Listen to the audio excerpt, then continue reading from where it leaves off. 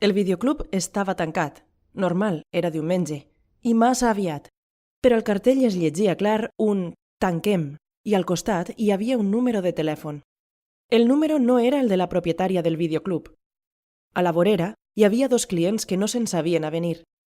N'hi havia un que proposava armar una campanya i un altre trucava a un amic per veure si en sabia alguna cosa.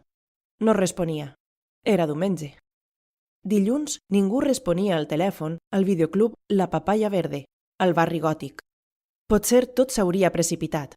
Així ja ha passat amb algunes botigues.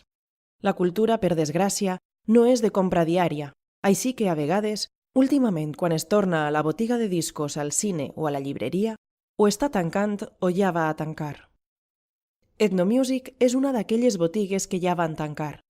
Situada al carrer de Bonsuccés, quan hi passaves pel davant se sentia bona salsa, tango vell, un fandango o un son de Veracruz. Molts barcelonins van saber allà que El amor és un periódico de ayer, com canta Héctor Lavoe. Feia 17 anys que vivia a Barcelona. Va obrir quan aquesta ciutat era un gresol per a les propostes culturals i els lloguers eren assequibles a butxaques intel·lectuals. El 21 de juny, els amics d'Ethnomusic van prendre l'última copa al carrer. Era de nit.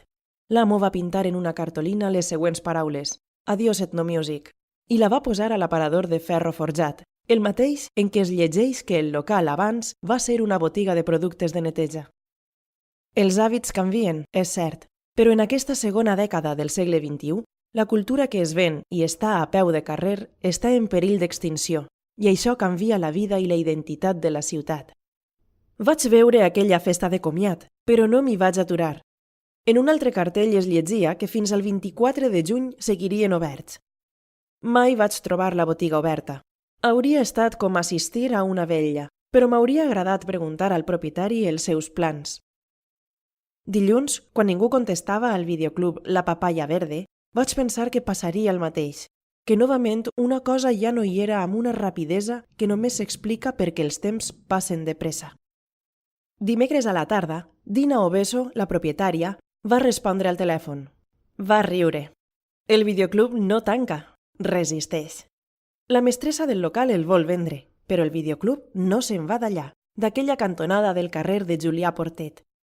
Dina Obeso explicava que moltíssima gent que havia llegit el cartell l'havia trucat preocupada. Dina assegurava que, després de 14 anys fent cultura, ella seguiria fins que puga. Jo recordava la pel·lícula Be Kind Rewind, de Michel Gondry. Dina explicava que els seus clients són ara els pares i els joves que abans eren els nens que entraven amb els seus pares. Deia que s'ha de canviar de mentalitat, que la descàrrega gratis no és cultura i que si seguim així no quedaran ni cines ni llibreries, ni videoclubs, ni res més que botigues de iogurts o begudes amb bombolles. El centre d'aquesta ciutat s'ha omplert d'aquestes botigues, que després també en trobes d'igualetes a Londres. Jaron Lanier, un dels pares de la realitat virtual, es preguntava fa 2 anys al llibre Contra el rebaño digital què havien fet malament aquells que, com ell, van somiar un món virtual i cultural. No tenia resposta. Tenia clar que l'ús que es dona a internet està matant escriptors, músics, periodistes, cineastes. També està canviant la ciutat. A Barcelona ja han tancat cines, l'Urgell és l'últim, llibreries, botigues de discos,